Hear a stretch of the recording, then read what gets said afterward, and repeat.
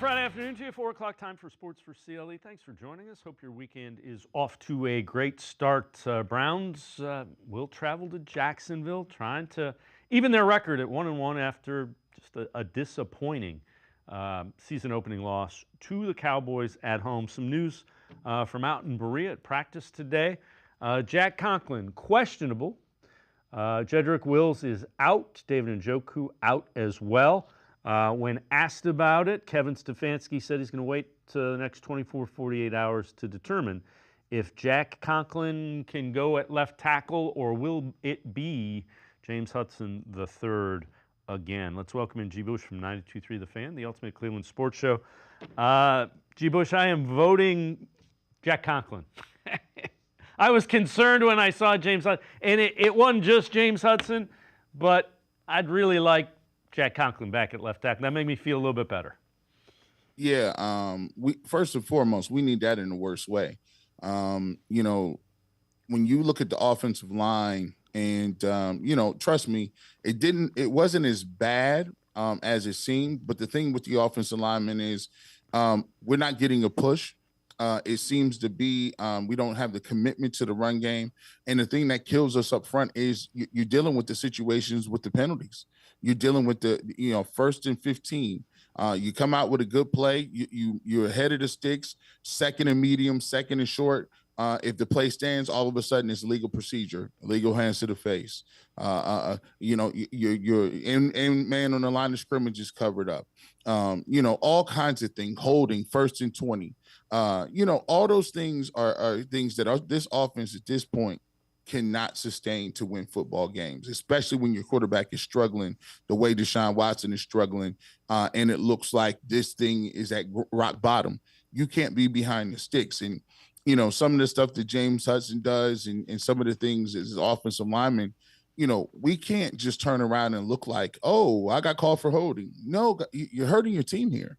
Or it's just a mental issue. No, we don't have the luxury of saying we're going to dig ourselves a hole and pass our way out of it. So, the Browns need to be a lot better in all facets of a game. I gave everybody an F. It just seems like they weren't ready to play. They weren't ready to go. The defense didn't have the same attitude that says, hey, we got to go in here and be a dominant because we know that we got an offense. The offense is not what it is. They have to go back and say, I know you thought that DeShaun Watson was the 4 in Houston, and you might have believed in that, but as of today, he's not that. So you have to have the same mentality to say, okay, well, we have to think like we did against the 49ers with P.J. Walker. We got to think the same way we did against the Steelers with DTR. We're going to have to think like, hey, we're going to have to get turnovers. We're going to have to limit the big plays. And, those are all things that going into Jacksonville, the Browns are going to have to do. I think it starts with up front. And I want to see a renewed sense of letting our guys be on the attack instead of catching and playing shotgun football. Let's get under center and run the ball a little bit and get us some gimme plays, some easy yards. And those are the things that we want to look at doing.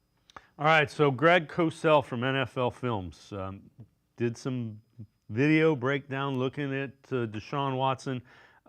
He was on the Ross Tucker podcast talking about what he saw from Watson. Right now, he's just not a very good player at all. He's not seeing it. He gets stuck in the pocket. The ball's not coming out. He's a difficult watch right now. And, they said he's going to start this week. They're in a very interesting situation because they have a really good defense.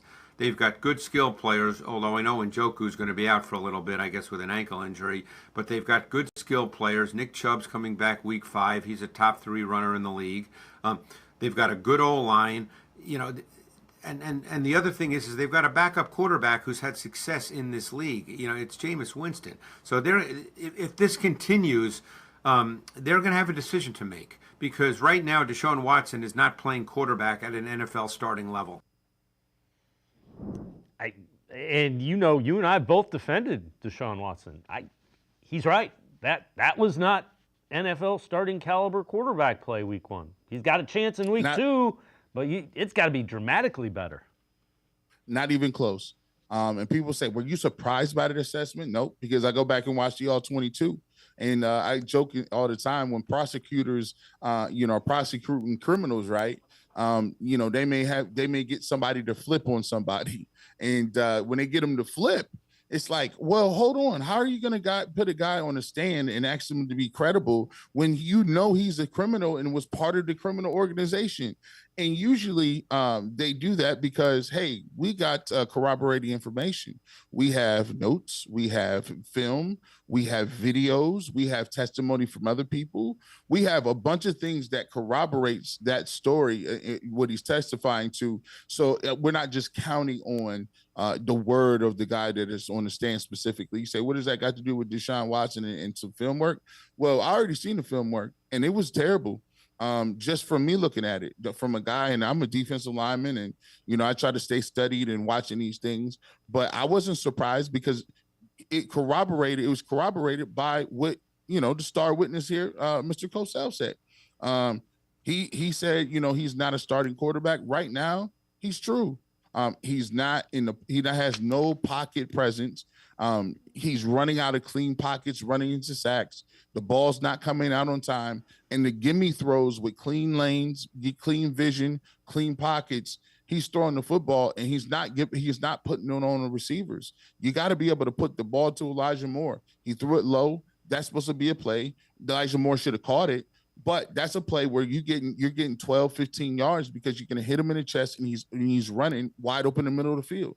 Same thing with the out route. Elijah Moore did not grow 4 inches since the last time I checked. So he knows that, he has to, basically change his radius and his trajectory and how he's throwing the football, because you want to hit that guy in stride so they can make a play, but it tips off his hands and it's an interception. So even the ones that are gimmies, he's missing or he's slightly off, which is causing people not to be able to gain yards after catch. And then some of the deep passes, those were the most alarming, because you're asking yourself, are you trying to throw the football away, or is it the shoulder, or is it just being inaccurate?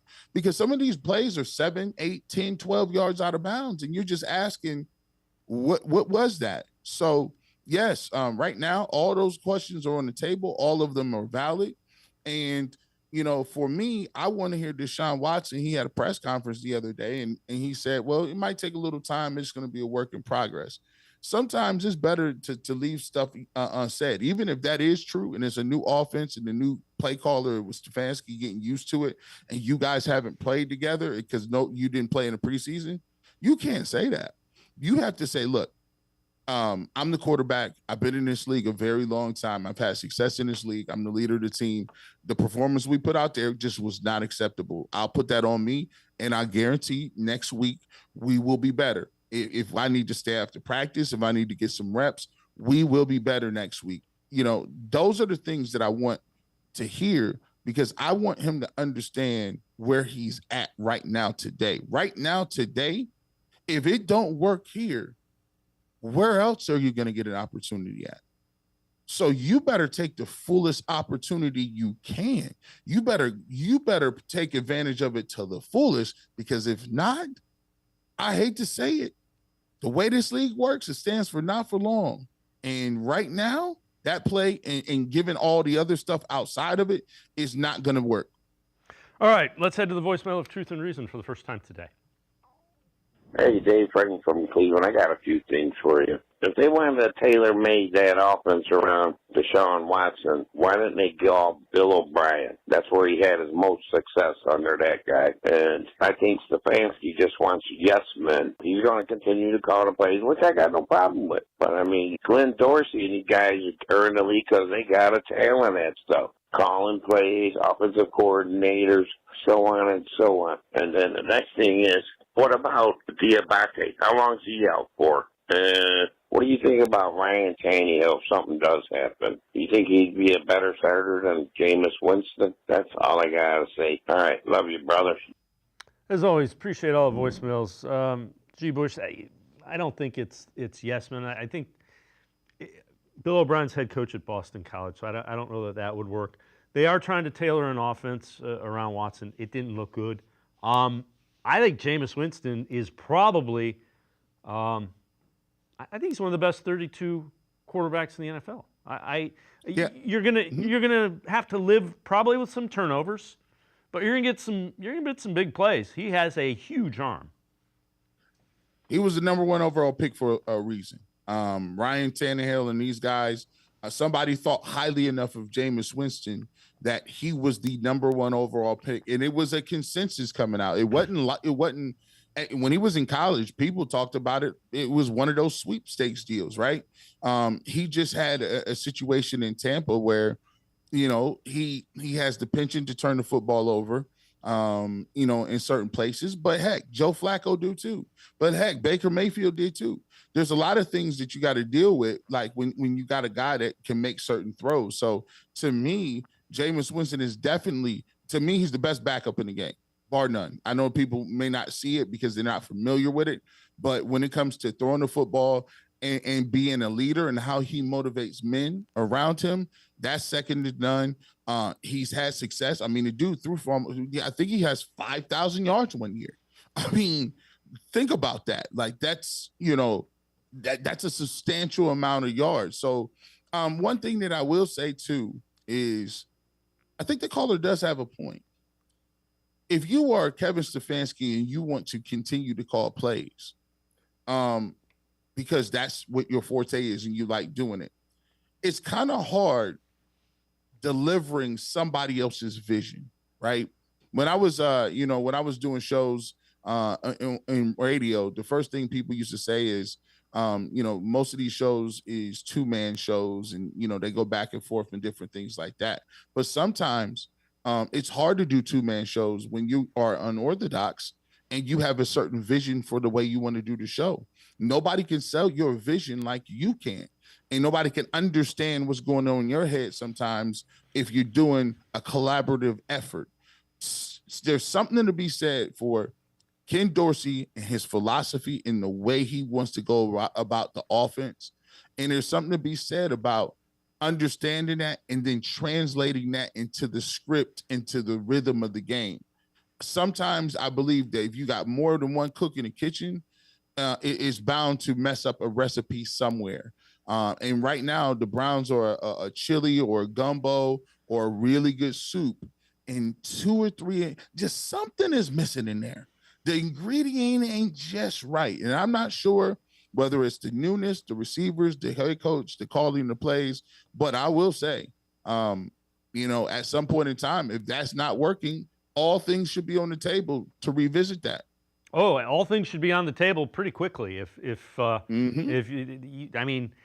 You can't let this season slip away. So at some point in time, everything, and I mean everything, goes onto the table. Some news from Jacksonville as well. Head coach Doug Peterson telling us doesn't look like safety Darnell Savage will play Sunday against the Browns. Cam Robinson should play. Tyson Campbell earlier was placed on the IR, so they're down 2 of their starting DBs.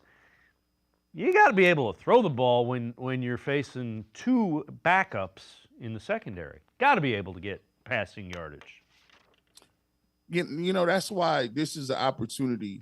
I'm going to really find out what the Browns are about. I really am. I think this early in the season, we're going to really find out about the character and the want to and the tenacity of this team. Because when really good teams lay an egg, they come back ready to play. When really good teams don't stand up to the criticism, don't stand up to some of the expectations in week 1, you know what they do? They come out in the next week with their hair on fire. They come out with intensity. They come out with a renewed sense of creativity and a renewed sense of just, vitality overall. And so when you got a Jacksonville Jaguars teams that's kind of licking their wounds because they played the Miami Dolphins and they were 1 fumble away from in the red zone being up 24-7 over the Miami Dolphins, and they gave that game away. They fumbled. Tyreek Hill had a very long touchdown, got them back in the game. They ended up losing on the last second field goal. You got a team that's still kind of thinking about that. Think about the way the Browns handled the situation with the Jets. When the Jets came back on them, he scored like 17 points or something stupid in the last 36 seconds, it seems. think about the way the Browns mentality was that next week. The Browns are coming into this game where you got guys who have the advantage. Jerry Jeudy, Amari Cooper have the advantage on the outside. The problem is, do you have a guy that is able to exploit that? And the DeShaun Watson that, in past would have been licking his chops and making an example out of these defensive backs, especially if they're young guys. But as of now, you just don't see that confidence that he would go and attack it and take advantage of that. And that is a problem. They got a good front. Trayvon Walker. You got Eric Armstead. You got Josh Allen. They got a nice front. They got nice backers. I mean, heck, their middle linebacker, Oluwanju, is like, he gets like 300 tackles a year or something. So they got a nice front seven. It's up to the Browns to exploit that. And DeShaun has to hit the throws that are available. Have to. G. Bush from 92.3 The Fan, the Ultimate Cleveland Sports Show, and I are going to step aside to quick timeout. We will turn our attention a little bit more in depth to the Jaguars. Sports4CLE. Be right back. Stay with us. You know what I think? I don't think you have the stones. Oh, I've got the stones. I think you're the one that don't have the stones. Let's settle this once and for all. Amble up to the 4 new Ohio Lottery scratch-offs with all kinds of stones. Gemstones, diamond, emerald, sapphire, and ruby 10s. $10 each, 10 times multipliers, 2 fast spots for quick draw wins of up to $100, and a $500,000 grand prize. Which one will you get when you order them up? Well, that's just the luck of the draw.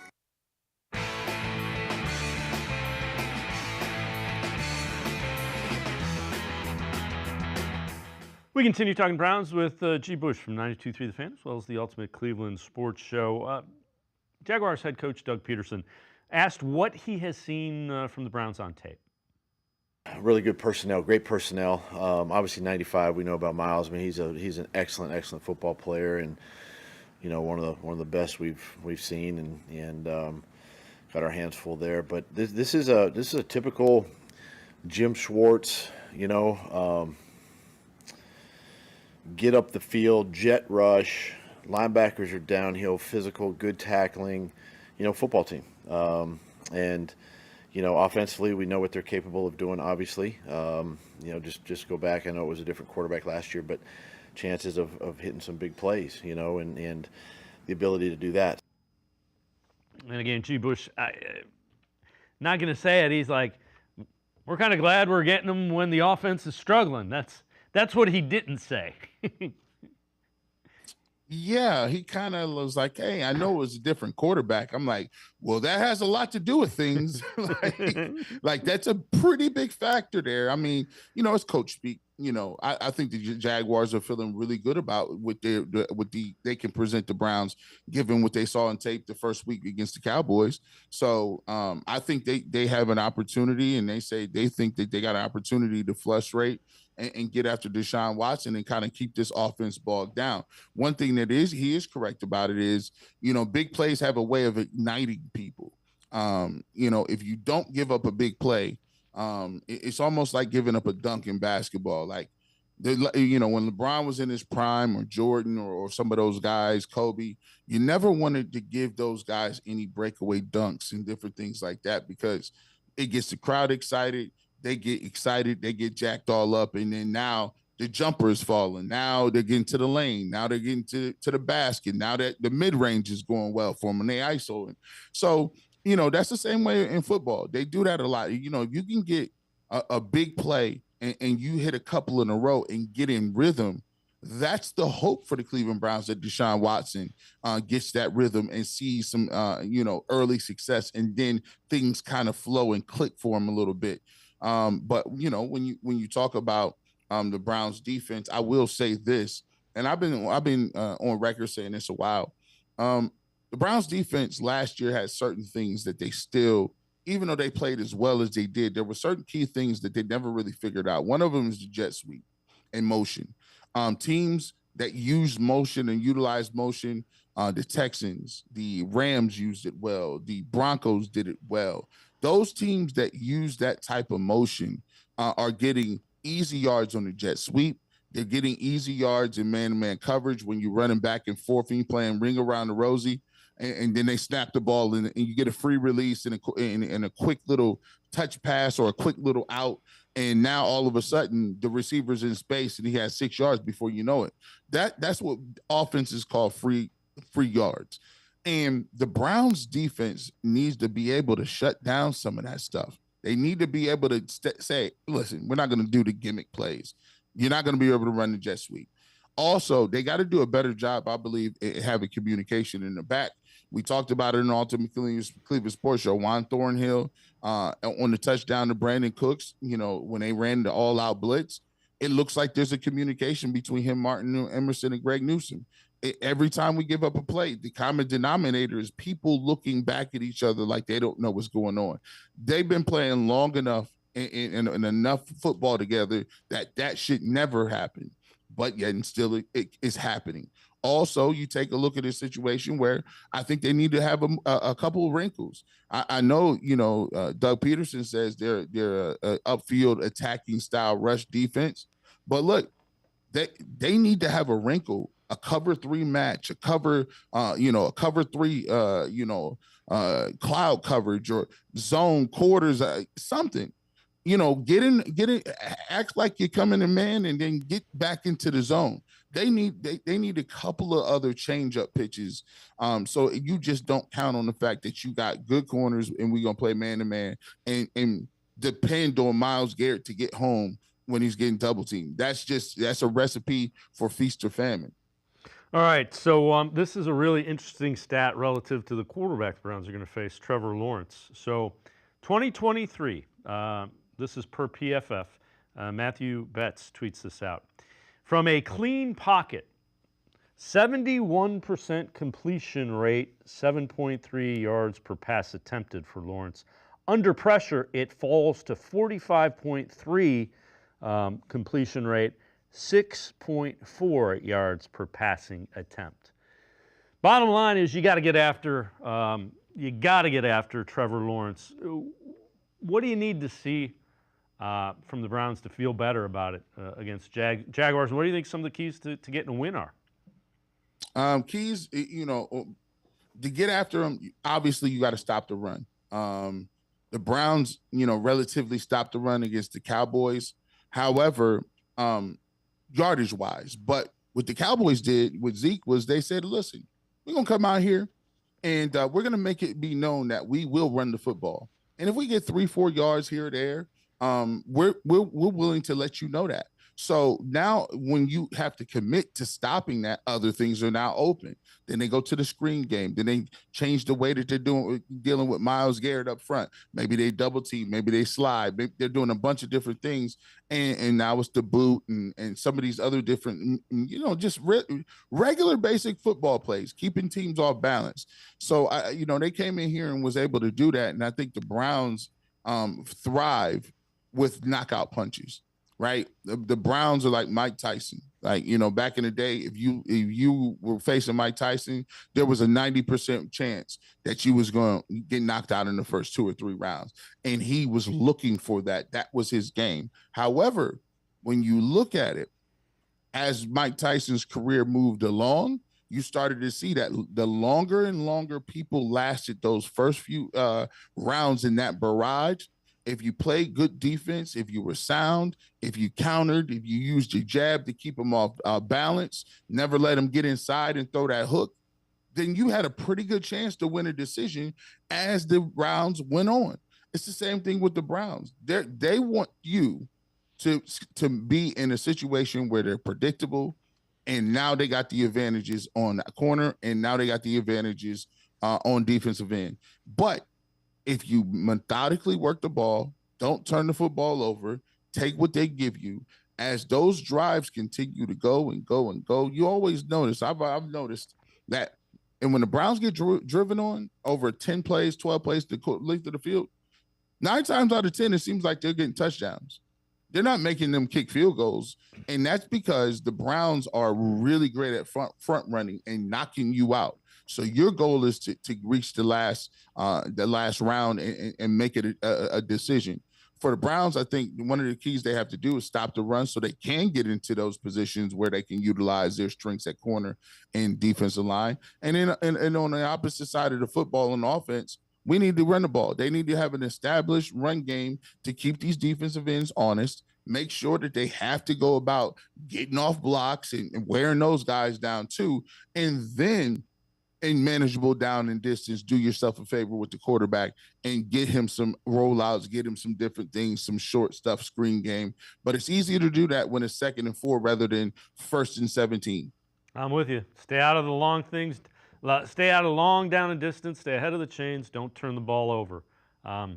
Those are two things that will kill a really good defense. G. Bush, as always, great stuff. Appreciate the time and the insight. Thanks very much. All right, appreciate you. G. Bush, make sure you check him out. 92.3 The Fans, The Barbershop, from 8 until noon on Saturdays. You can also catch him Monday through Friday on the Ultimate Cleveland Sports Show, 11 to 1. We're going to step aside, take a quick time out. Lance Reisland, film breakdown, video analysis of some key matchups for the Browns and what they have to do to beat the Jaguars. Sports4CLE, be right back. Stay with us. Come back to go forward. Back to learning new things. Back to pursuing your dreams. Tri-C has flexible learning options to fit your life. And every year, more than 1,000 local companies provide Tri-C students with real-world learning. The right education can boost your lifetime earning power by hundreds of thousands of dollars. Start now with a college education you can afford. Tri-C, where futures begin.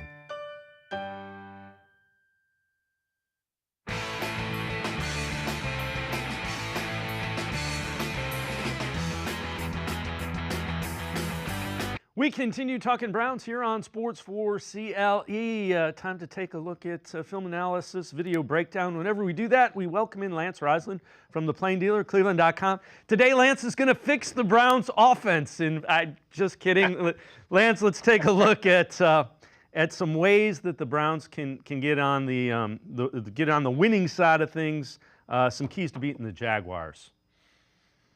Well, I think that obviously everybody's kind of one end or the other, right? It was either all DeShaun Watson or it was not him at all. And in the game of football, that's not how it works. So in my opinion, it's a little bit of everybody.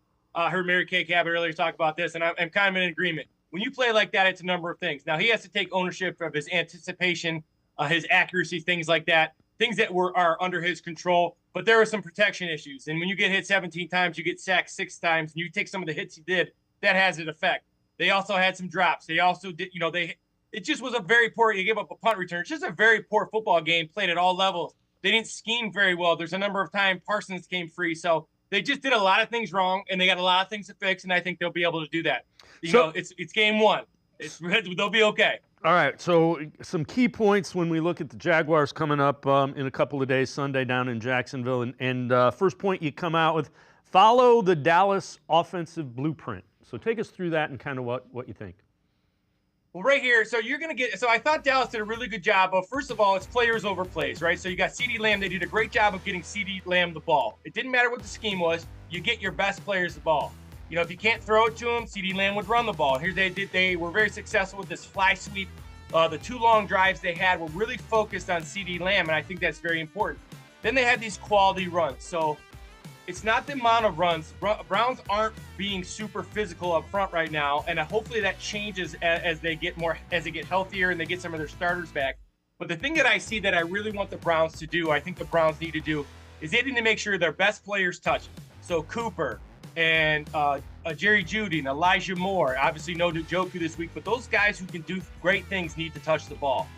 And they need to make sure that they get rid of the football fast. They need to, so if you look what Dallas did, Dallas got their best players in football. They moved the pocket. They changed where Dak was. They got rid of the football really quick. They helped those tackles out. I just thought they had a really good offensive game plan to make it really simple, help those tackles, protect your quarterback. Same thing the Browns got to do. Protect that quarterback, help those tackles, get it to your playmakers. So Dallas I thought had the perfect blueprint to be successful in what the Browns need to do against the Jags on Sunday. And it starts with that blueprint that Dallas used against the Browns. Yeah, and to your point, we talked a lot about 2 rookie offensive linemen, and they did a nice job of scheming around that. The Cowboys did. The Browns couldn't take advantage of a rookie left tackle and and a rookie center. Well, and for me, when you watch what they did, so they set him up at 3 yards, 5 yards, 7 yards. We had talked about they rolled him out. They did some semi-rolls. They did some sprint outs. They did some play action. They got rid of it on some RPOs, on some quick slants. You see that first play to CeeDee Lamb, they threw it up on 3 steps. Really, he kind of made a great catch and a great play over Ward. So it wasn't really the idea of they did a great job on the tackles by getting rid of the football and not putting in that island and not holding on to that football. I thought they were excellent. Browns could learn a lot from what they did on getting rid of the football quickly and getting into the hands of their playmakers. So point 2, relative to the Jaguars, get Lawrence off of his spot. Take us through that in the thought here. So what I see in Lawrence, I watched last year's game, and I watched obviously their game against the Dolphins. What I see out of Lawrence here is first of all, this is a sack that he had last week. But more importantly, if you look at the beginning of this play, you're going to see Lawrence take his 3 steps. So he's going to catch the ball, 1, 2, 3, and he's ready to throw. And when he's able to throw in rhythm on that proper step, so it doesn't matter if it's a 3-step, 5-step, 7-step, sprint out, play action. When he's able to go through his fundamentals, he's very, very good. Now, we've all heard the thing about Patrick Mahomes and these guys, Lamar Jackson, these guys who can throw off platform from different different arm angles. For me, I don't see Lawrence as that guy. Lawrence is a guy who is outstanding, but he has to be fundamentally sound at all times. So if you can get him off his spot, whether he's throwing on the run or not, and have him throw from different arm angles and put pressure on him, he's not as successful. He's not nearly as accurate. You'll see here, he doesn't get his first read and kind of put his head down. And I see this a lot with him, both when he's successful and unsuccessful. If you can get to him and get him moving a little bit, his percentage, his accuracy, it all goes down. But if you don't, he's pretty good. So I think that's the next thing the Browns got to do, to follow the blueprint first and then get after Lawrence, not sacks, just get him moving. When you look at this offensive line for Jacksonville, what do you see from the line with the Jaguars? Well, actually, the Dallas I think they're in better shape than Dallas was up front, right? They got some guys up front. They're big, they're long. Their football team as a whole is very long. These defensively, offensively, they kind of have a body type that they really like. Obviously, everybody in the NFL is long, but these guys are really long arms. They're pretty good pass protectors. They don't do a ton in the run game zone. They're not trying to run too much to, control. They're not, giving you the Ravens kind of look. They're just trying to keep you honest. They're kind of a finesse team, but big guys who can pass protect, big guys who kick very well. Obviously, they're going to have to help on Myles Garrett, but everybody has a plan for Myles. Other guys are going to have to step up, which didn't happen last week either. Last week it was a complete team loss, and it includes the defensive side of the ball, even though they had 2 drives. But that offensive line, going back to that, it's a solid offensive line who pass protects pretty well. All right, so the other point that you have here relative to the game with the Jaguars, attacking the aggressive safeties, linebackers of the Jaguars with the pass game. They can struggle in space. Take us through that. So right here, you're going to get a bottom screen. You're going to get Tyreek Hill is going to run a curl at about 16 yards. He's going to sit there, and what that does, that brings that front side safety up. And really easy high read low for Tua would be the same kind of thing. This is actually just a 2-man route. Then you're going to see the ball in space here. They get the ball in space. These safeties and these linebackers, they overrun. It's a super aggressive group, and if they hit you, if they can get contact with you, they're going to hit you. But they do overrun things. They do struggle in pass coverage. They are athletic, but they just struggle in space. It's almost like they're too aggressive at times. So you can attack with the backs. A-Chain had a great game last week with the ball in space. Obviously, Tyreek Hill, Waddle, these over routes. This is just a really simple read right here. This is a 2-man route, run game look. Tyreek Spill is going to sit. Tua sees the safety sit, and he throws it over top the Waddle. If that safety was to retreat, he'd throw the curl to Tyreek. It's a 2-man route. It's really, really easy. And once again, if you see what the Dolphins do, they get rid of the football so fast. It's rhythm. It's the ability to go through your reads and get rid of the ball. I have one criticism of DeShaun Watson, and it's not what everybody thinks. DeShaun Watson is not completely broken and washed up. DeShaun Watson needs to do some things to help himself as well. And one of those things he can do, looking from a 2, is get rid of the football. Live to fight another day, and I think the Dolphins do a great job of that. And this is what he can do. Max protect, make an easy read, throw the ball, over-unders on these aggressive safeties, because they will come up to try to hit you, and that can leave them vulnerable over top. So the other thing that we found out is a really good cornerback for the Jaguars, Tyson Campbell, on injured list due to a hamstring injury. How does that affect that defense? And they're kind of thin in the back half of that defense as well. Well, Okolon inside, Lloyd inside. These guys are, once again, that's a long defense. The linebackers are all 6'2", 6'3". Okolon is a tackling machine. Lloyd's a tackling machine. They like to play between the tackles. What they do struggle with is they struggle with the ball in space. And what I mean by that is they're unable to react and be quick in a small area. They can run. They're fast straight ahead, but they struggle. So that secondary, to me, is a secondary you can attack. I still think their backup corners are pretty good.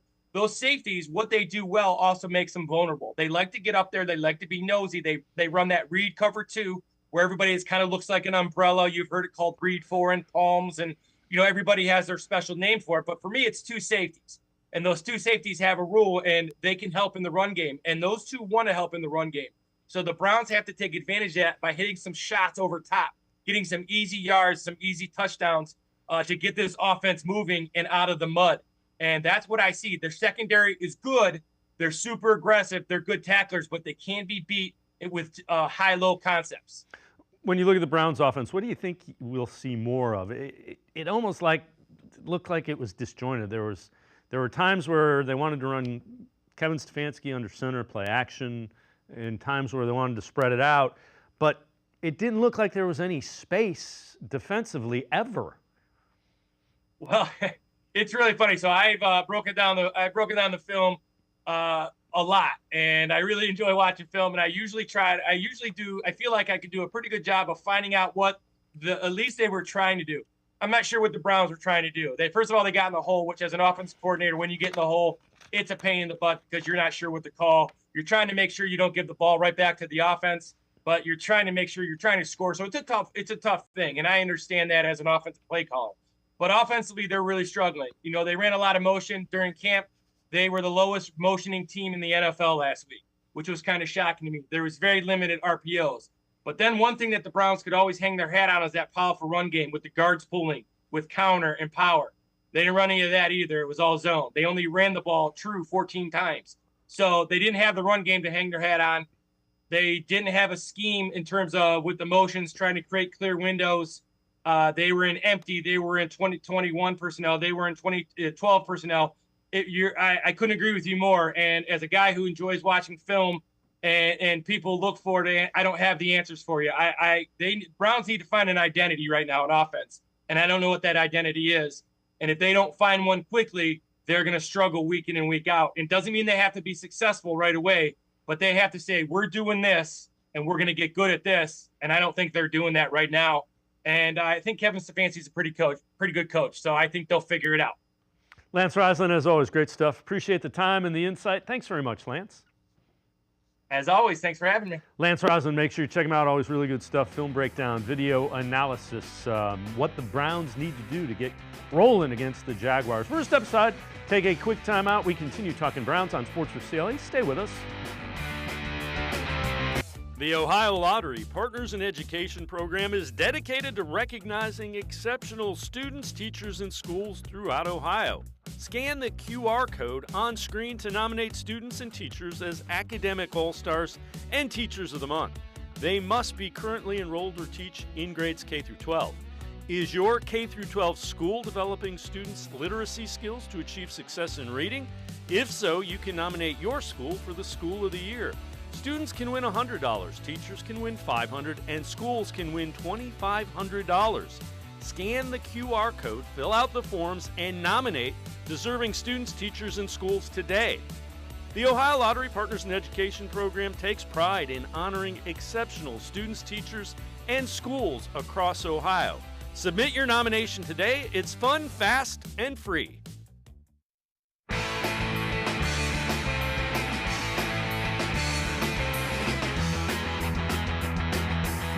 We continue talking Browns on Sports4CLE. Let's head back to the voicemail of Truth and Reason. Listening to your show yesterday, somebody called in saying that Mr. Stefanski, our two-time coach of the year, should quit. And I got to tell you something, he's 100% right. At the very least, he should give up the plays and let our offensive coordinator, who's not an offensive coordinator, who gets blamed for being an offensive coordinator, call the plays. You claim, well, after one game, we're going to fold it in. Well, I have to tell you something. after one game. Where are we going? This year's done again. I'm 110 years old, and I'm not going to see the Browns win again. So, anyways, see ya. Bye. As always, appreciate all the voicemails. Brad, the sun will come up tomorrow. I get people's frustration. I can't sit here and tell you the offense was good. I don't know that the play calling wasn't. There was nothing good when they had the football. Nothing. The only positive they only turned it over twice. That's all I got as a positive. Yeah, it was bad from front to back and all the way through, right? Like, and I agree. I wasn't really happy with the game plan they came out with, to be honest, Dave. But what are they supposed to do when you're playing from, first and 15 and you're in third and long 42% of the time? Quarterback is highly inaccurate and bailing out of pockets, and your protection is poor, and it just I don't know if it would have mattered what plays were called on Sunday. It was disjointed and it was a mess. So I don't really think the play calling had much to do with it. No, but everybody deserves blame. This particular voicemailer is not a Kevin Stefanski fan. I've defended him. I can't defend what went on in Week 1. I'd be silly to do that. It was not anywhere near good enough, and that kind of takes us to your article that you wrote for the Orange and Brown Report. Browns were, and these are the things that you're thinking about with the Browns. You do this every week. We always talk to you about it. Browns were last in pre-snap motion. Where was Deontay Foreman and replacing David Njoku? And I'm with you on all three of these. Yeah. So the pre-snap motion is shocking, right? So 31st last year. There's a direct correlation, if you dig into the numbers, Dave, between pre-snap motion and offensive success. There just is, right? Guys like Kyle Shanahan, Mike McDaniel are using this at a high level to great offensive success, right? And those are guys that are directly rooted in the same kind of offensive background that Stefanski is. So 31st last year, you bring in Nick Charlton, Tommy Rees, Dorsey. Charlton specifically was known for his, window dressing in college at Maine and Connecticut. Tommy Rees as well. And they finished dead last in Week 1, Dave, in pre-snap motion. That is a shocking and telling number. Now, the pushback on that is at times pre-snap motion can trigger blitzes and things like that from the opponent. And when you're having issues on the offensive line, as the Browns were, maybe you shy away from that. However, dead last is kind of I can't explain that, and it's inexcusable to me because, especially when you have a quarterback struggling, a simple motion of the running back out and back can indicate zone or man. You just, gaining leverage by just moving guys before the snap. There's so many simple things that can be gained from motion that doesn't even really have to do anything. You know what I mean? It just helps unravel that defense and help the quarterback so they're not trying to figure it all out post-snap, right? And when there's such a minimal usage of it after this overhaul on the offensive staff, I'm baffled. Yeah, and to your point, it's aimed to give you some quick answers and easy, okay, this guy's playing this leverage. We get the ball to him. We see that, we go there, it's done, we get 4 yards. And I would add penalties. It's like, could we find a way not to be in 1st and 15 or 2nd and 13? That seemed like the entire first half was played in the teens, which is not where you want to be. And I'm with you with Deontay Foreman. Jerome Ford, maybe he might be a decent running back. Foreman gives you something that Ford doesn't give you. He gets upfield quickly and will get 3-4 yards.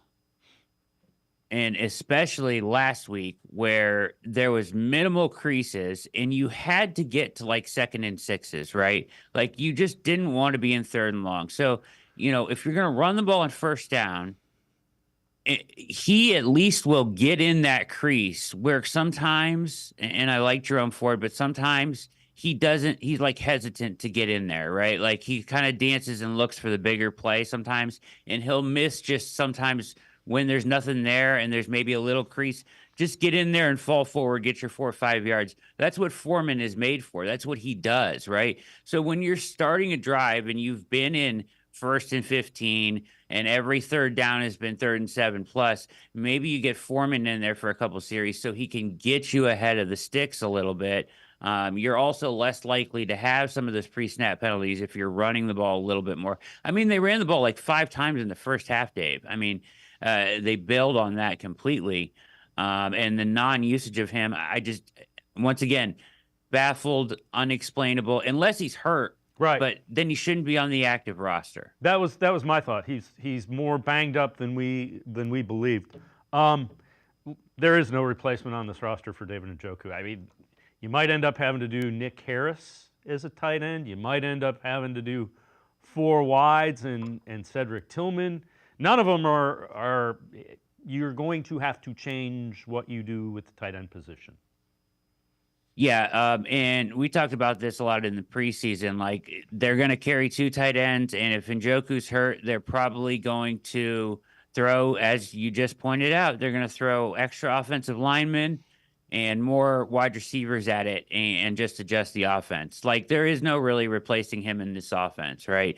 He is too much a part of everything they do. Now, they should be fine. It's not the end of the world.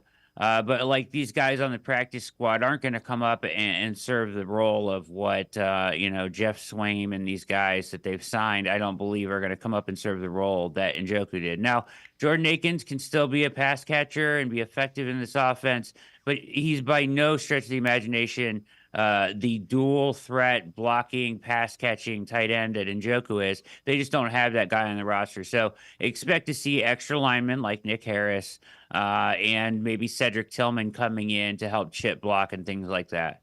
So this is equally as concerning. This is from the Dogs Cleveland Browns podcast. Deshaun Watson's time to throw, 3.12 seconds in week 1. 6th highest. Trevor Lawrence time to throw, 2.67 in week 1, 13th lowest. Dolphins generated 9 pressures, 3 sacks against the Jaguars, same as the Browns generated against Cowboys. Watson either wasn't trusting it or wasn't seeing it. Neither of which is, both of them are concerning. Yeah, I would say both. I didn't think he looked confident. I thought he bailed on pockets early. You go back and watch the game, unfortunately, twice now. It's a painful watch. And there are guys there and open if you step up in the pocket and don't bail. You have to give it a chance. And to your point, the time to throw is highly indicative of kind of his, propensity to just try to create. Now, listen, this was always part of his game, right? Even in Houston, he held the ball too long, took a lot of snaps. The difference is, Dave, there's no magical plays to follow it. Right. Like there was in Houston, right? Like, he always did this stuff, and that's okay. I guess it's not really okay, but he made up for it then, right? Like, he made up for it with crazy good plays, and he would extend plays, and they would end up in explosive plays down the field. There's none of the magic or positive to counteract what we're seeing from the negative. So it all ends up just looking like really, really bad. And that's what we saw on Sunday. Yeah, in Houston, it was high risk, high reward. Here, it's been high risk, almost no reward. No reward. Low reward. All right, this is from Dog Pound Daily. 4 Browns on thin ice entering week 2. Number 4, James Hudson III. Number 3, running back Jerome Ford. Number 2, Elijah Moore. And number 1, Deshaun Watson. I can't argue with any of them. When I heard James Hudson was starting, I was really concerned, and it's not fair to pin it all on him. Nobody on that offense played well. Nobody. You can't tell me anybody on that offense played well. No, you're absolutely right. And nobody on the offensive line played well. And you have some veterans up there that you expect to kind of hold it down, and they all gave up 5-6 pressures across the line, except for DeShaun, really. And he wasn't very good in the run game either. So I would say that, James Hudson, he is who he is, right? Like, you're going to start him at left tackle. That's who he is. We know he's not equipped to really be starting at the left tackle in the NFL, but that's where we are. So to blame him is kind of difficult because he played up to, his best potential. I mean, he's not going to go out there and be an elite left tackle ever. Right? Like, we know who he is, but you're forced to start him, so you kind of got to live with the results. All right, before we go to break, Christian Kirk, wide receiver for the Jaguars, talked about what he has seen from this Browns defense. Their front, for sure. That front is probably one of the better fronts in the league. And then on the back end, Greg Newsome, Denzel Ward, they have Emerson as well. I think all those guys are great players. So, we're just going to have to, be on it when it comes to our communication and details, when it comes to protections and whatnot. And then, on the perimeter, we're just going to have to, beat man coverage. They like to run a lot of man coverage and, kind of get up in your face. So, it's going to be the challenge for us. And, Brad, the defense played better than the score would indicate. You had the punt that was returned. But I was disappointed. There were 2 rookie starters on that offensive line, and credit the Cowboys, they schemed around what should have been a huge advantage for the Browns. Yeah, they had a really good plan, and a better plan than the Browns had, and certainly, that was a big difference in the game. Right now, I am not concerned about the defense as overarching the season, right? Like, I think they'll be fine. They gave up 5 first downs or something like that. I mean, they were much better in the second half. Now, they took their foot off the gas a little, because the Cowboys did. But, miscommunications at the beginning of the game between Emerson and Thornhill, or I guess it was kind of Emerson's fault if you go back and watch it. He was supposed to be in the deep third there. But also Thornhill's awareness on the play was also lacking. Just, get your eyes up and you probably would have seen that ball. Either way, that can't happen, but the defense as a whole, I think they'll be fine. And the guys that have gone to the IR, I'm not that concerned about, Dave. I think they'll be okay on defense. Brad Ward from the Orange and Brown Report, the All Eyes on Cleveland podcast. Now, I'm going to step aside, take a quick timeout. Other side of the break, we turn our attention more to the Browns-Jaguars matchup. Sports4CLE, be right back. Stay with us. You know what I think? I don't think you have the stones. Oh, I've got the stones. I think you're the one that don't have the stones. Let's settle this once and for all. Amble up to the 4 new Ohio Lottery scratch-offs with all kinds of stones. Gemstones, diamond, emerald, sapphire, and ruby tins. $10 each. 10 times multipliers. 2 fast spots for quick draw wins of up to $100 and a $500,000 grand prize. Which one will you get when you order them up? Well, that's just the luck of the draw.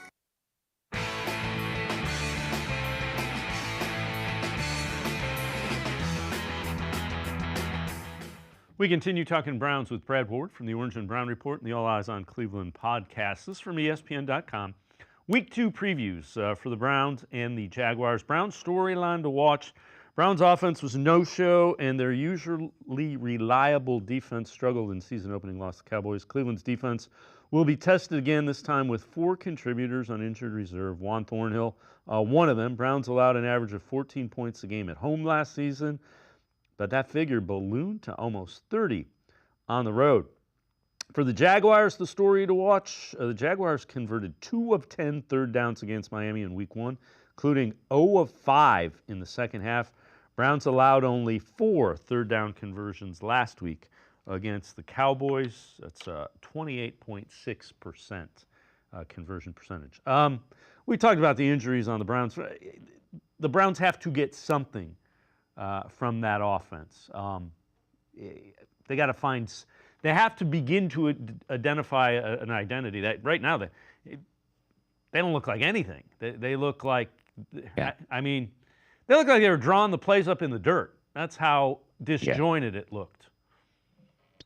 It did. It was concerning as well when you talk about the offense in the play calling, and we'll go back to this because you pointed it out earlier when the caller came in, but like felt like the game was called as if there was no trust for the quarterback. Do you know what I mean? Yeah.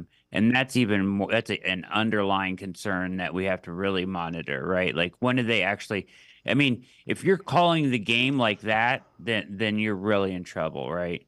And I felt that way. As far as the other storylines here, this cannot be a narrative for the Browns. Their defense has to travel this year. If they want a chance to win and give this offense some time to figure itself out and gain an identity, they have to travel and play well in Jacksonville on Sunday, as well as keep them down. I mean, Jacksonville's struggling offensively on third downs. That's where the Browns excel. You cannot give them a glimmer of hope on that. So just kind of pile on that theme that's already there for them, where they're struggling on third downs, where that's where the Browns excel the most. So, both those storylines. The first one needs to change. The second one, keep it going that way. Well, and I mean, if you want a glimmer of light, Ravens lost, Bengals lost, and the Steelers didn't score a touchdown and won. So you look at it, and again, right now the Browns can't worry about anybody other than themselves because they got a whole lot to clean up there. This is interesting as well. Stat to know about Trevor Lawrence. This from that same article. Lawrence has lost 6 straight starts. Longest active streak in the NFL, had 48 QBR in that span. So Lawrence is struggling. Gave him a big contract, and he is without a doubt struggling to get it going in the NFL. Bold prediction: Jerry Jeudy has at least 75 yards receiving. Jaguars top cornerback Tyson Campbell is out with a hamstring injury. Another one of their DBs is banged up. So there's an opportunity. But we also said that against the Cowboys, there was a rookie 5th-round pick, and they weren't able to take advantage of it. So I see the opportunity. Show me you can do something offensively. Got to. The Trevor Lawrence stat is shocking. 6 straight, right?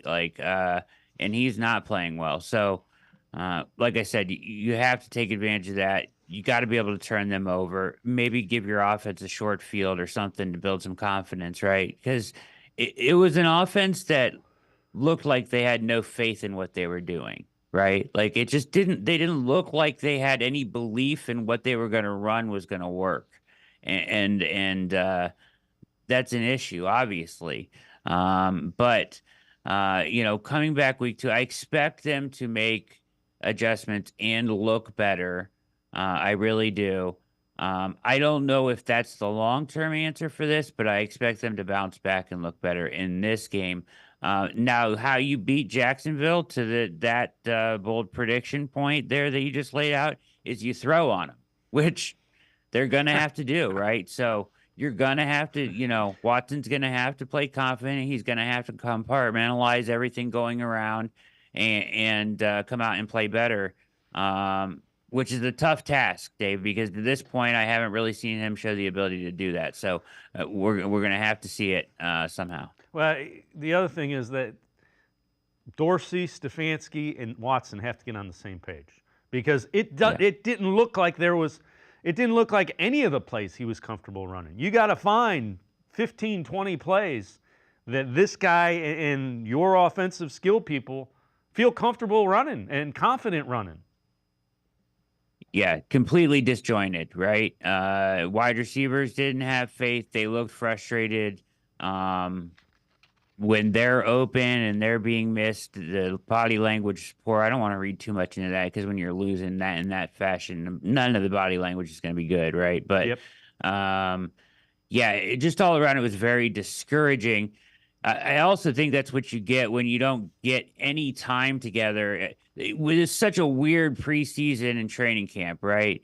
Nobody was together. I think everybody was together. Like Judy played, and all the wide receivers. The whole complement was there for like 3 days before the final 2 weeks. After the preseason game, you have injuries lingering from 23 into 24. You have new injuries coming up. It was just a very weird training camp that really didn't allow them, it ever felt like, to move on from 23 and into 24 as a new team.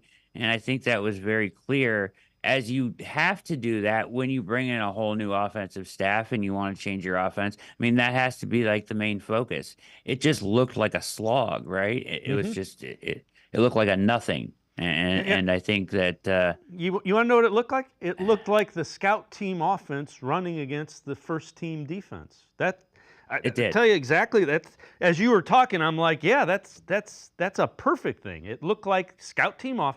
They were holding up the cards because not everybody was exactly sure what they were supposed to be doing. All right, enough with. Let's look forward. What are some of the things Browns need to do to get a much-needed win in Jacksonville? Well, you keep Lawrence down, right? He's in this trend. You got to keep him down. You got to keep him frustrated. You do have healthy corners. You lose Thornhill, but McLeod, Hickman, what's one place you're really deep is safety, right? So you should be fine there. You should be fine. None of these injuries are devastating to what they do defensively. So the defense got to create some turnovers. There was a couple interceptions early in that game against Dallas that were dropped. Not that it would have made a huge difference, but it would have at least given them a surge of life, right? Early in that game. I think a turnover or something like that to give this offense an easy score would be huge. The other thing is it has to be completely different on offense. We've talked about this. There was failure across the entire offensive line. Wide receivers had drops. Watson was poor, compounded everything. The play calling, the game plan, none of it was good. So throw it out, take what can be gleaned from it, learn from it, but come into this one with a brand new game plan. You've got to call plays like your quarterback can execute. Whether he can't or not, you can't just be so conservative that you're afraid to let it loose. You've got to try to push the ball down the field, especially against this secondary, which has struggled. So I think they'll look better, Dave. I really do. I think they'll look a lot better. Yeah, I mean, and again, the part of the reason for concern is how bad they looked coming out of the gate. It's like you had what, 9 months, and this is what you're unveiling. So the other thing I would say is you can't be 3rd and 12. 1st and 15. You got to eliminate some of the penalties. You got to run the ball a little bit, and I'd like to see Deontay Foreman run the ball. But as bad as we feel, a win cures most ills. So week-to-week league, Dave, it changes everything. So a win would change everything. We'd feel a lot better next week. Now there's some overarching things around this team, which big picture, we're gonna have to. Is going to play out here, but a win would certainly change things for a week, and you would feel better going into a weaker part of the schedule, like, hey, maybe we can put some hay in the barn, as they would say. I hate that saying. I don't know why I used it, but put some hay in the barn, Dave, with a couple wins against, like, the Giants and the Commanders and the teams you have on your schedule coming up. Brad Ward, as always, great stuff. Appreciate the time and the insight. Thanks very much, Brad. Thank you, Dave. You're the best, man. Brad Ward, make sure you check him out. You can read him, Orange and Brown Report. You can also check out the All Eyes on Cleveland podcast. He is the co-host. It's going to do it for this edition of Sports for CLE. Have a great weekend, everybody. We will see you back here Monday at 4 talking about that Browns-Jaguars game. See you Monday at 4.